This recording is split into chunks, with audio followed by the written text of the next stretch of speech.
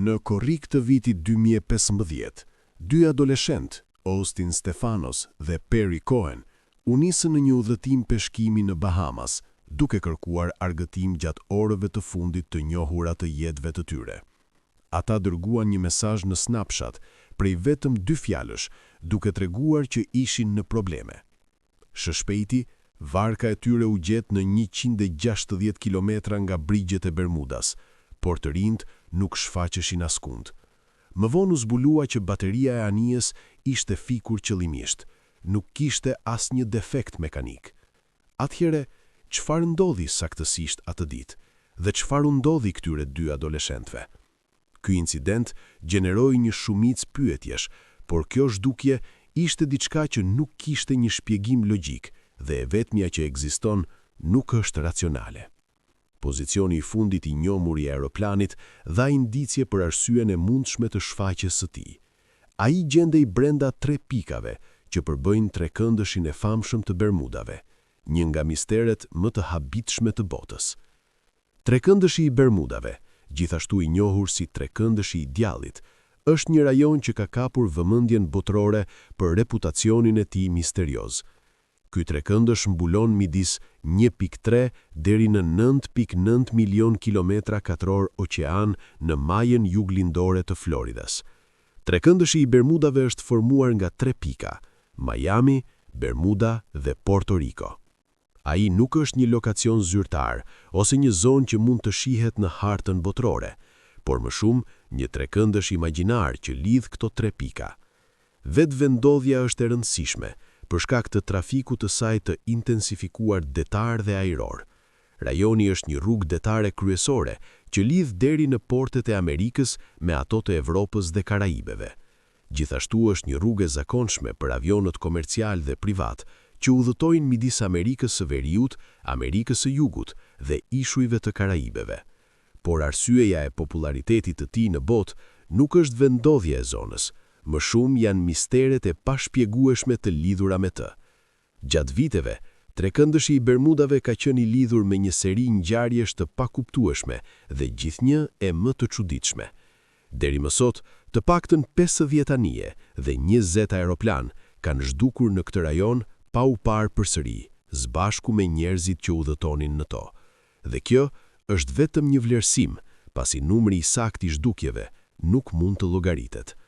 Trafiku detar dhe ajror në këtë rajon mund të jetë përgjegjës për numrin e lartë të aksidenteve, por nuk është aq e thjeshtë. Kushtet e aksidenteve e bëjnë atë një nga misteret më të habitshme të botës.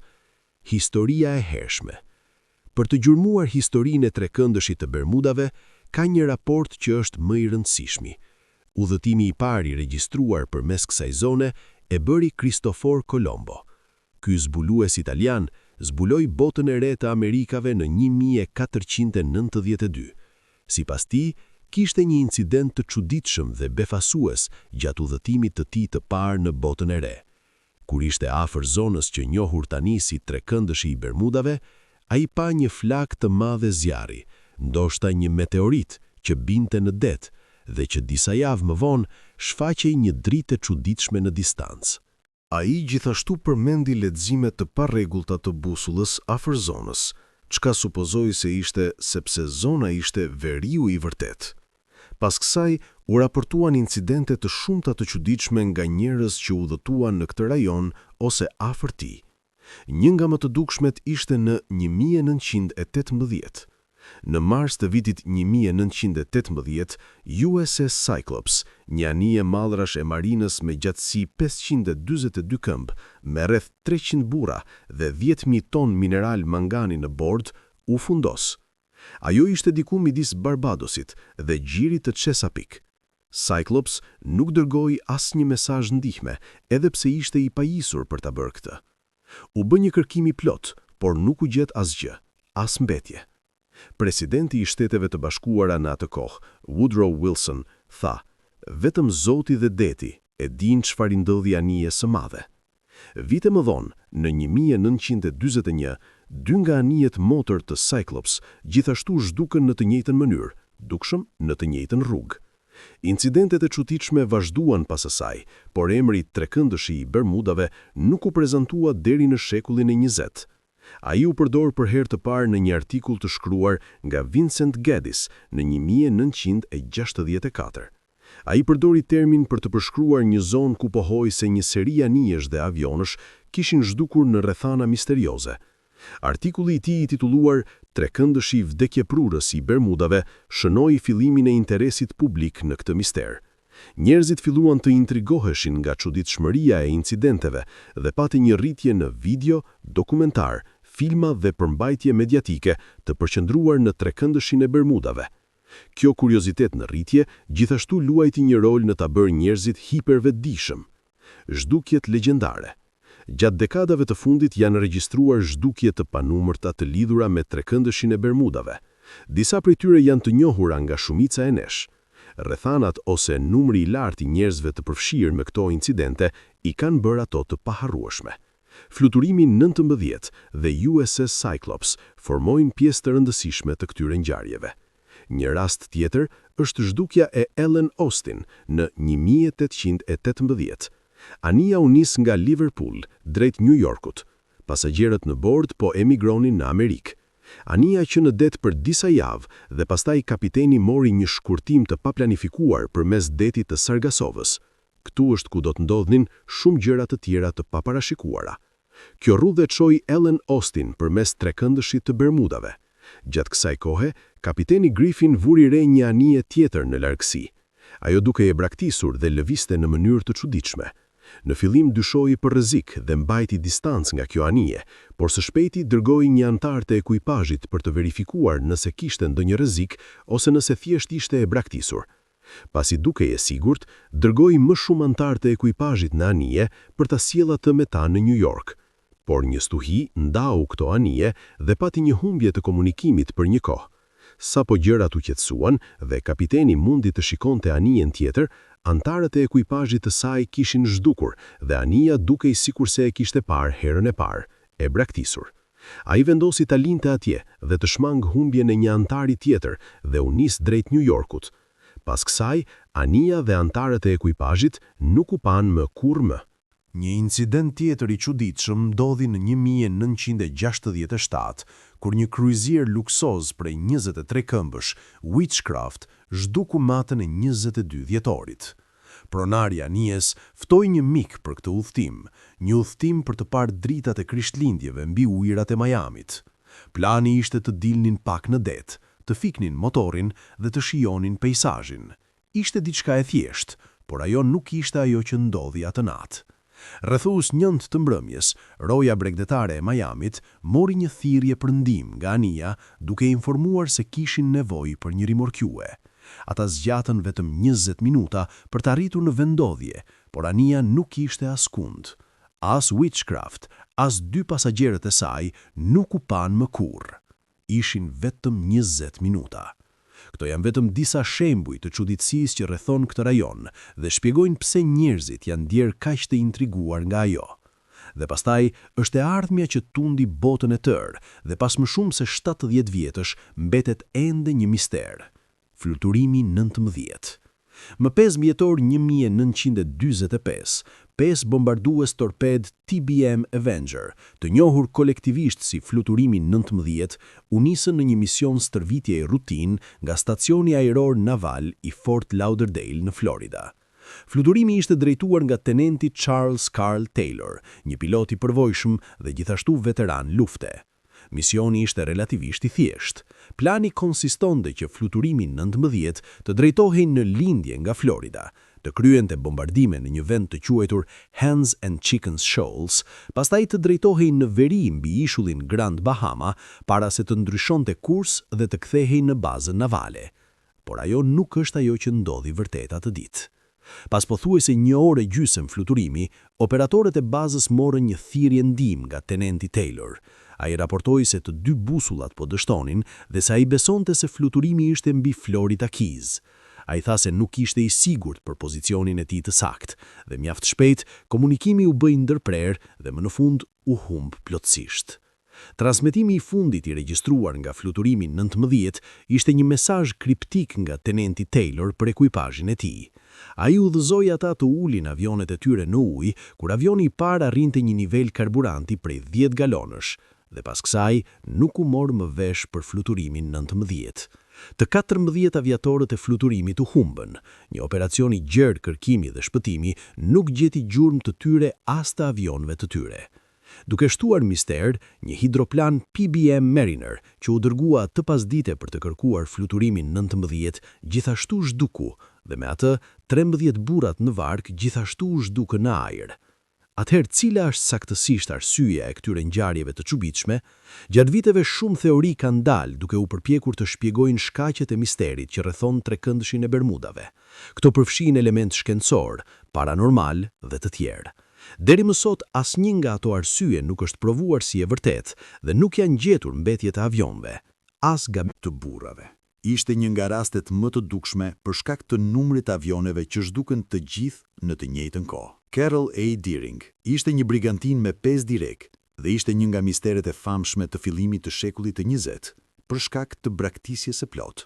Më 31 janar 1921, ai u gjeti ngecur në shkëmbinjit e Diamond Shoals të Hatteras, Carolina e Veriut. Pas zbulimit në një mënyrë të tillë, do të kryhet një hetim. Pas shumë përpjekjesh për të kaluar detin e trazuar, hetuesit e gjetën një anije të shkret me të gjithë antarët e ekuipazhit të zhdukur, së bashku me sendet personale të ekuipazhit, pajisjet e navigimit, ditarët dhe varkat shpëtimi ndër të tjera. Anija ishte në kushte të mira dhe nuk ishte asgjë që të tregonte një sulm nga piratët. Dukej se të gjithë njerëzit në bord thjesht vendosën të braktisin anijen së bashku, pa marrë asnjë nga sendet e tyre personale. Kjo anije më vonë u njoh si anija fantazme Outer Banks. Dhe pjesa më e çuditshme këtu është se të paktën 9 anije të tjera zhdukën në të njëjtën kohë me këtë, në rrethana shumë të ngjashme. Teoritë shkencore. Janë propozuar teori shkencore për të shpjeguar këtë mister në vitet e fundit. Një nga këto teori bazohet në vetvendodhjen. Rrjedha e gjirit është një nga më të fuqishmet dhe ndikueset në botë dhe kalon përmes trekëndëshit të Bermudave. Teorizohet se kjo rrjedhë është arsyeja pse nuk kemi gjetur as mbetje të asgjëje, as të askujt që ka zhdukur. Ideja është se rrjedha e gjirit është e shpejtë, e trazuar dhe ndonjëherë pa parashikueshme në lëvizjet e saj. Kjo do të thotë se edhe nëse do të ndodhin aksidente të thjeshta në rajon, rrjedha mund të merrte me vete të gjitha mbetjet, duke na lënë me një zhdukje misterioze. Gjithashtu është e mundur që të rrisë rreziqet e aksidenteve. Ujërat e ngrohta të rrjedhës së gjirit mund të shkaktojnë formimin e stujve intensive, veçanërisht gjatë sezonit të uraganeve. Këto styj mund të zhvillohen shpejt dhe pa shumë paralajmim, duke befasuar potencialisht udhëtarët. Teoria e ardhshme bazohet në praninë e fushave të mëdha të hidrateve të metanit në platformat kontinentale. Hidratet e metanit janë një lloj akulli që formohet nën kushte të presionit të lartë dhe temperaturës së ulët. Këto kushte shpesh gjenden në fundin e oqeanit. Ky akull është plot me gaz metan. Thuhet se këto fusha ekzistojnë në fundin oqeanik të trekëndëshit të Bermudave. Ideja është se këto hidrate mund të destabilizohen dhe të lëshojnë sasi të mëdha gaz metan. Ky gaz pastaj ngjitet në sipërfaqe në një flusk, çka ul dendësinë e ujit dhe në fund mund të shkaktojë që një anije të fundoset. Kjo shpjegon zhdukjen e anijeve, por ka edhe një që shpjegon avionet e zhdukur. Një lëshim i papritur i gazit metan gjithashtu mund të krijojë çrregullime atmosferike, si një ndryshim i shpejtë dhe lokalizuar në dendësinë e ajrit. Atëherë, teorikisht, nëse një avion do të fluturonte përmes këtij ajri më të pak dendur, ai mund të humbiste ngritjen, çka mund të çonte në humbje të kontrollit dhe potencialisht në një aksident. Dhe teoria e fundit prezanton anomalitë magnetike. Propozohet se përputhja e veriut të vërtet dhe veriut magnetik mund të jetë arsyeja e mistereve të trekëndëshit të Bermudave. Veriu i vërtet do të thotë pika më në veri në sipërfaqen e tokës, dhe veriu magnetik është pika ku takohen fushat magnetike të tokës. Atëherë veriu i vërtet është i fiksuar, por veriu magnetik zhvendoset me kalimin e kohës për shkak të ndryshimeve në bërthamën e shkrirë të tokës. Ideja ishte se, meqense të dyja përputhen në trekëndëshin e Bermudave, një busull që normalisht tregon drejt veriut magnetik, gjithashtu do të tregonte drejt veriut të vërtet. Kjo do t'i ngatronte udhëtarët dhe do të çonte në zhdukjet e tyre. Kjo teori mund të mohohet sot, sepse GPS-i nuk varet nga fushat magnetike. Tani, këto teori kanë shpjeguar misterin dhe kanë pasur kuptim për shumicën e njerëzve, por nuk ka pasur asgjë që mund t'i vërtetojë ato si të vërteta. Ato janë vetëm kaq, teori. Teoritë paranormale. Siç ndodh me shumicën e fenomeneve në botë, shpjegimit shkencor i shtohen edhe ato paranormale për trekëndëshin e Bermudave. E para mbështet ekzistencën e përbindshave detar në trekëndëshin e Bermudave dhe merr idetë e saj nga folklori dhe mitologjia detare. Krakeni, një krijesë nga folklori skandinav, është më i famshëm i këtyre përbindshave detar midik. Ai përshkruhet si një krijesë e madhe e ngjashme me një cefalopod dhe thuhet se është i aftë të mbështjellë dhe të fundos anije me tentakulat e tij të mëdhenj. Kështu që mund të ketë një kraken të vërtet në oqean në trekëndëshin e Bermudave. Një tjetër nga këto qenie është Leviatani, një përbindësh detar i përmendur në disa tekste të lashta, përfshirë edhe Biblën. Ai është një gjarë për deti, ose një dragoj i aftë të krijojë vorbulla që mund të tërheqin anije në ujë. Ideja pas këtyre teorive është se përbindësha të tillë mund të jenë arsyeja e zhdukjeve misterioze, pasi ndodhia e papritur e aksidentit dhe mungesa e sinjaleve të ndihmës nënpuktojnë se një grabitar i fuqishëm është në veprim. Një teori tjetër propozon se ka fantazma që mund të konsiderohen përgjegjëse për zhdukjet. Njerëzit besojnë se fantazmat mund të shkaktojnë dezorientim, frikë ose madje dëm fizik quar në humbjen e anijeve dhe avionëve. Prandaj, trekëndëshi i Bermudave është një lloj pike e nxehtë paranormale, ku pengesa midis botës fizike dhe asaj shpirtërore është e hollë. Incidenti i përjetuar nga kapiteni i anijes Ellen Austin është një shembull i kësaj ideje të anijeve të braktisura që duken si pika paranormale. Anija në atë incident dukej se i bënte të zhdukeshin burrat. Ndërhyrja e alienëve. Shumë nga misteret e botës i atribuen alienëve dhe ky mister nuk është ndryshe. Disa njerëz kanë arritur në idenë se alienët janë përgjegjës për zhdukjet e të gjitha anijeve dhe avionëve. Ideja është se alienët përdorin këtë rajon si një portal nga bota e tyre në tonën. Kjo teori bazohet në rikuperimin e objekteve të paidentifikueshme afër rajonit që njerëzit besojnë se vijnë nga UFO-t dhe dritat, e ngjashme me ato të përshkruara nga Kristofor Kolombo, gjithashtu shihen në zonë, çka mbështet idenë e ekzistencës së alienëve ose të paktën të kalimit të tyre përmes kësaj zone. Roli i meteorologjisë. Duke u kthyer në një qasje më objektive dhe shkencore, roli i meteorologjisë theksohet shumë si shkaku i zhdukjeve afër këtij rajoni. Vendodhja në trekëndshit të Bermudave e nënshtron atë kushteve të rrezikshme detare, çka mund të shpjegojë aksidentet. Ka një fenomen tjetër meteorologjik interesant që është i zakonshëm në trekëndshin e Bermudave: trombat detare. Këto janë tornado që formohen mbi ujë dhe përfaqësojnë një kërcënim të konsiderueshëm për çdo avion ose anije që has në to. Kjo do të thotë se këto tornado mund të jenë arsyeja pse anije dhe avion zhduken në ajër. Aksidentet e fundit gjithashtu mund të jenë të lidhur me ndryshimet klimatike dhe rritjen përkatëse të niveleve të ujit. Kjo mund të rrisë shanset e aksidentit në përgjithësi, çka gjithashtu përfshin aksidente në rajon. Teoritë mbi rrjedhat e shpejta të rrjedhës së gjirit gjithashtu janë shpjegime meteorologjike të mundshme për këtë mister. Teoritë konspirative. Është e vështirë që një fenomen aq i madh si ky të mos ketë teori konspirative rreth tij. Më e zakonshme është se qeveria e Shteteve të Bashkuara di më shumë se sa pranon. Shumë teoritik të komplotit besojnë se qeveria është vërtet përgjegjëse për të gjitha ngjarjet e çuditshme, sepse ka një sekret që po mbrojnë, një bazë ushtarake provash sekrete ose ndoshta një zonë tjetër 51. Edhe pse këto mund të jenë vetëm teori konspirative, ka disa prova të dobta që i mbështesin ato. Trekëndshi i Bermudave është afër disa instalimeve ushtarake, duke përfshirë qendrën e provave dhe vlerësimit nëndetësor të Atlantikut të Marinës së Shteteve të Bashkuara, AUTEC, çka në fund të fundit ushqen këto teori. Disa njerëz gjithashtu kanë teorizuar se të gjitha incidentet në të vërtetë nuk janë reale, por halucinacione.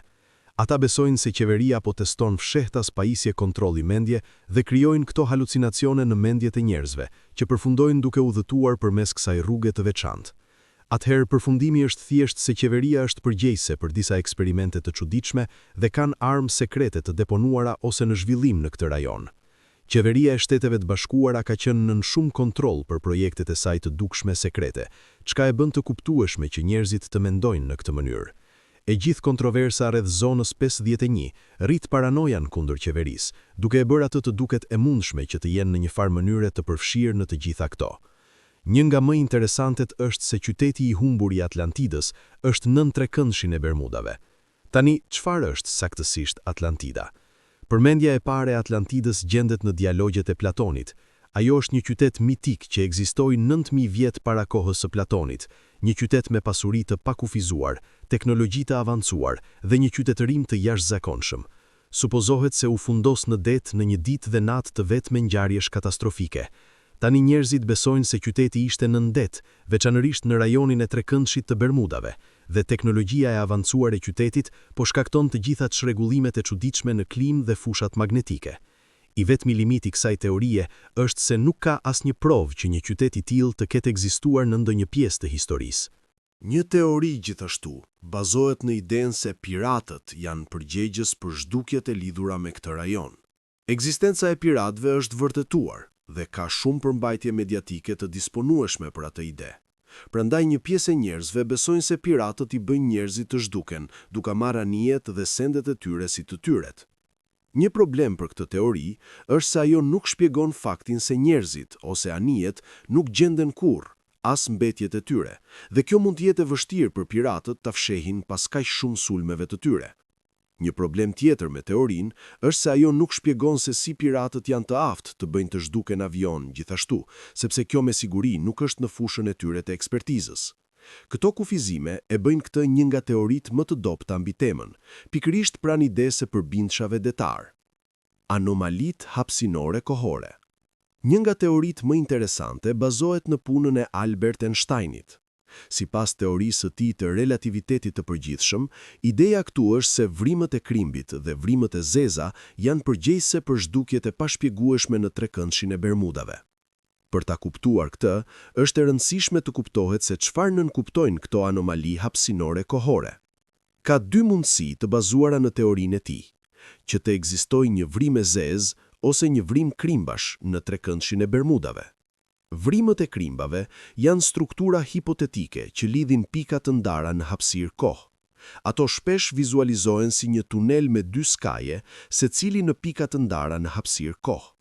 Nëse do të ekzistonin, vrimët e krimbit mund të lejonin udhtime të menjëhershme midis distancave të mëdha, edhe midis universeve të ndryshme. Atëherë, teoria këtu është se ekziston një vrim krimbash e qëndrueshme në rajon dhe anijet dhe avionët e zhdukur mund të kenë hyrë në këtë vrim krimbash, duke i çuar ata të zhduken në mënyrë të vërtetë në ajër dhe në fund të fundit në një pikë tjetër në hapësirë kohë. Por ka kufizime për këto teori të bazuara në anomali hapësinore kohore. Nëse gjëra si vrimët e zeza, vrimët e krimbave ose fushat e gravitetit të kundërt do të ekzistonin, do të vinin re disa ndryshime të dukshme në zonat përreth gjithashtu. Dhe këto ndryshime ende nuk vërehen kund. Ndikimi në navigimin modern. Frekuencia e aksidenteve në vitet e fundit çoi në zhvillime të konsiderueshme në teknologjinë e përdorur për navigim. Versionet moderne të pajisjeve të navigimit kanë çuar në një ulje të shkallës së aksidenteve. Sistemi modern i GPS është i pavarur nga fusha magnetike, e cila ka qenë një hap i rëndësishëm për të lehtësuar udhëtimin duke shmangur problemet e humbjes së rrugës. Rruga tani mund të identifikohet me saktësi të madhe, duke kufizuar numrin e anijeve dhe avionëve që humbin rrugën e tyre drejt destinacionit. Masat paraprake të sigurisë gjithashtu janë përmirësuar në vitet e fundit, për të siguruar që mundësitë e aksidentit të reduktohen. Ka një rritje në theksimin për të siguruar që anijet të jenë të pajisura me pajisjet më të fundit të sigurisë dhe që ekuipazhet të jenë mirë të trajnuar në procedurat e emergjencës. Kjo përfshin përdorimin e fenerëve lokalizues të emergjencës, pajisje të përmirësuar shpëtimi dhe trajnim gjithëpërfshirës në menaxhimin e fatkeqësive. Këto sigurojnë që njerëzit të jenë të trajnuar për të trajtuar atë që u paraqitet, por ndoshta duhet të mësohet edhe mbrojtja kundër përbindëshave detar dhe alienëve. Historitë e mbijetuesve. Gjatë viteve të fundit ku pati aksidente të çuditshme, pati gjithashtu njerëz me fat që arritën të mbijetonin udhëtimin përmes këtij rajoni. Një nga ata ishte piloti Bruce, dhe historia e tij është mirë e dokumentuar. Më 4 dhjetor 1970, përvoja e Bruceit i dha botës një histori të paprecedente se si një njeri dhe një avion i vogël arritën të mbijetonin udhëtimin, një udhëtim që kishte çuar në zhdukjen e famshme të fluturimit 19. Pas fillimit të udhëtimit të tij, Bruce dhe pasagjerët e tij, babai i tij dhe një kolegu biznesi, mbetën të kapur brenda një reje të madhe që po zgjerohej shpejt. Ata vazhduan të fluturonin pa drejtim, para se të vinin re një hapje. Ata u përpoqën ta ndiqnin atë, por po ngushtohej me çdo sekond, por arritën të kalonin përmes, dhe atje ishte kur gjërat u bën të frikshme. Ata u gjetën në një mjegull gri që e bënte busullën të pulsonte dhe gjilpërën të rrotulloi pa kuptim. Bruce mbajti pozicionin e tij dhe arriti të kontaktonte Miamin, dhe ata informuan se sapo kishin identifikuar një aeroplan që fluturonte mbi Miami Beach. Ai ishte i hutuar, sepse sipas llogaritjeve të tij, ata kishin qenë duke fluturuar për 34 minuta dhe duhet të ishin duke u afruar në ishujt Bimini, jo në Miami. Shpejti, mjegulla elektronike filloi të ngrihej dhe ata pan Miami Beach pikërisht poshtë tyre. Ata ulën në Palm Beach dhe u përgjigjen se kishin qenë duke fluturuar për më pak se 47 minuta, shumë më pak se 75 minutat e zakonshme që merr të fluturosh nga Andros në Miami. Kjo tregon udhëtime në kohë, çka mund të mbështesë ekzistencën e një vryme krimbash në rajon. Përvoja e ndarë nga Bruce është e rëndësishme për të kuptuar atë që përjetojnë njerëzit që shkojnë në thellësitë e këtij rajoni. Mistere të tjera. Një mister tjetër në botë është ai i liçenit Anxhikuni. Ai duket se është përgjegjës për zhdukjen e një fshati të tërë. Në nëntor të vitit 1930, Joe Labelle kërkonte një vend për të kaluar natën. Meqense ai e njihte rrugën drejt fshatit Inuit, vendosi të kërkonte një vend atje. Por befasia erdhi kur u përgjigj që të gjithë fshatarët në një farë mënyre kishin zhdukur. Ende nuk ka shpjegim për atë që ndodhi vërtet, por njerëzit kanë dhënë idetë e tyre, alien, fantazma ose ndoshta vampir. Tjetra është misteri i detit të djallit, gjithashtu i quajtur trekëndëshi i dragonit. Ai është një pjesë e oqeanit paqësor që gjithashtu duket të jetë i rrethuar nga ngjarje të çuditshme si trekëndëshi i Bermudave. Këto përfshin incidente të pashpjegueshme si anomali magnetike, drita dhe objekte të pakuptueshme, zhdukje misterioze. Pati një përpjekje nga qeveria japoneze në 1952 për të zbuluar arsyen e gjërave të çuditshme që po ndodhnin, por ania që u dërgua dhe ekuipazhi prej 31 antarësh thjesht zhduku pa u parë përsëri. Pas kësaj, pati më shumë përpjekje për të eksploruar detin e djallit, dhe rezultati ishte humbja e të paktën 40.000 burrave në proces. Spekulohen arsyet e ngjashme për këtë mister gjithashtu, rrjedha oqeanike, alien dhe të tjera, por ende nuk është identifikuar asgjë konkrete.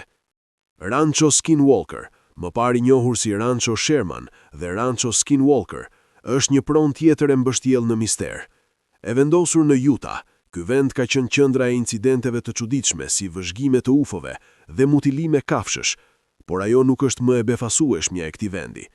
Çuditësia e vërtet ndodhi me një çift ranxherësh, Terry dhe Gwen Sherman, të cilët blenë ranchon në 1994. Në ditën e parë, ata pan një ujk në tokën e tyre. Ai duke i butë në fillim, por pastaj sulmoi një viç. Duke parë këtë, Terry e qelloi atë, por mbeti i shokuar kur pa që plumbat nuk po ndikojnë në ujkun që së shpejti zhduku kur u përpoqën ta gjurmojnë atë. Nga ajo kohë, Shermanët përjetuan më shumë çuditësi, vëzhgime ufosh, rrath të mençur pluskues dhe mutilime të baktive. Përfundimisht, ata e shitën në ranchon dikujt tjetër. Pronari i ri ishte Robert Bigelow, themeluesi i Institutit Kombëtar për Shkencën e Zbulimit. I intriguar nga ngjarjet misterioze, ai vendosi t'i studionte ato. Deri më sot, ai mban gjetjet e tij në sekret, të paksesueshme për publikun. Nuk ka mënyrë për të ditur se çfarë po zbulon në atë rancho. Trekëndësha të tjerë misterioz. Trekëndëshi i Bermudave është vetëm një nga misteret e shumta në botë, por çfarë ka për një trekëndësh tjetër të Bermudave, këtë herë në hapësirë? Ai quhet anomalia e Atlantikut Jugor dhe është zona ku brezi i rrezatimit, brezi i brendshëm Van Allen i kokës, është më afër sipërfaqes së tokës. Zona është pikërisht jashtë bregut të Brazilit dhe është përgjegjëse për shumë probleme me satelitët dhe anijet hapësinore, nga ndryshimi i programeve të tyre deri në fikjen e funksionimit të tyre. Këto nuk janë defekte mekanike. Në fakt, ende nuk është gjetur një shpjegim. Atëherë çuditësia lidhet përsëri me vrimat e zeza ose alienët. Është po aq bizare sa e kuptueshme që ekziston një version hapësinor i këtij misteri. Gjithashtu ekziston një trekëndësh tjetër i ngjashëm në botë, trekëndëshi i Michiganit. Siç e tregon emri i tij, Ai është i vendosur në mes të liçenit Michigan dhe gjithashtu është misterioz në natyrën e tij. Gjatë viteve të kaluara ka ndodhur zhdukje shumë të afër kësaj zone. Nga rastet e famshme përfshin ditën 28 prill 1937. Atë ditë, kapiteni George R. Danner udhëtonte nga Erie, Pennsylvania, në Port Washington dhe duhej të kalonte përmes këtij trekëndëshi. I lodhur nga udhëtimi, ai u tërhoq për të pushuar në kabinën e tij, duke lënë kopilotën përgjegjës. Rreth 3 orë më vonë, kopiloti shkoi ta kontrollojë atë për të marrë një pushim dhe për befasinë e tij, Danner nuk gjendej askund në anije. Ai thjesht zhduku. Një shembull tjetër është fluturimi 2501. Më 23 qershor 1950, fluturimi 2501 i Northwest Airlines udhëtonte nga New Yorku në Minneapolis, duke transportuar një total prej 58 pasagjerësh dhe antarësh të ekuipazhit. Kushtet klimatike nuk ishin të përshtatshme, çka i çoi ata të ndryshonin kurs dhe të ktheheshin mbi liçenin Michigan. Së shpejti, kapiteni kërkoi leje për të ulur lartësinë nga 3500 këmbë në 2500 këmbë, por jo arsyen, dhe kërkesa e tij nuk u pranua. Kjo ishte komunikimi i fundit i raportuar nga ky fluturim dhe pastaj zhduku. As trupi i avionit, as mbetjet njerëzore janë rikuperuar. Në mënyrë të ngjashme, ka vende të tjera misterioze që kanë rezultuar në zhdukje të çuditshme, dhe në një farë mënyre, këto vende janë gjithmonë në një trekëndësh, çka mund të jetë një mister tjetër për të zgjidhur. 2 vende të tjera të tilla janë trekëndëshi i Bridgewaterit dhe trekëndëshi i Bennington, të 2 përgjegjës për zhdukje të shumta. Rreziqet e mundshme. Më në fund, është e rëndësishme të kuptohet pasojat e të pasurit një kuriozitet të tepruar me temën. Gjatë viteve të fundit, interesi në kuptimin e shkaqeve të këtyre zhdukjeve ka rritur, çka është natyrale kur diçka sjell këtë nivel çuditësie. Me atë, njerëzit kanë filluar ta trajtojnë këtë si aventura ose sfida për të realizuar, duke shkuar në rajon vetëm për të zbuluar se çfarë ndodh. Kjo mund të jetë rrezikshme, pasi njerëzit mund të mos presin problemet praktike që vijnë me këtë aventurë dhe të mos jenë të aftë të trajtojnë atë që oqeani u paraqet atyre. Misteri që rrethon trekëndëshin e Bermudave është kompleks, ka përgjigje të shumta të mundshme, por askush nuk e di atë të saktën. Le të përfundojmë me një mundësi që ende nuk është diskutuar, mundësia që në të vërtetë të mos ketë mister. Gjëja është se mendjet tona ndonjëherë mund të jenë të anshme drejt ngjarjeve bizare ose të paharrueshme. Për shembull, ne jemi më të prirur të kujtojmë gjëra që duken të jashtëzakonshme ose të çuditshme, si një anije që zhduket pa shpjegim, në krahasim me diçka më të zakonshme, si një anije që fundoset në një uragan. Ne jemi më të prirur të besojmë se ekziston një mister, në vend që të besojmë se diçka ndoshta ishte një rastësi. Atëherë kur u raportuan incidente të gjërave të çuditshme që po ndodhnin, njerëzit filluan ta shoqërojnë të gjitha zhdukjet me atë. Nëse analizojnë statistikat, del një pamje ndryshme. Krahasuar me numrin e anijeve dhe avionëve të pranishëm afër trekëndëshit të Bermudave, numri i aksidenteve nuk është proporcionalisht më i lartë se në çdo zonë tjetër të udhëtuar shpesh. Kjo do të thotë se është plotësisht e mundur që misteri i trekëndëshit të Bermudave të mos qëndrojë në oqean, hapësirë apo ajër, por në mendjet tona. Kjo është qëndrimi i shumë skeptikëve në të gjithë botën, dhe ata besojnë se misteri rreth trekëndëshit të Bermudave është shumë i tepruar. Sipas tyre, është një aksident i zakonshëm, ashtu si të tjerët që ndodhin në zona shumë më të frekuentuara.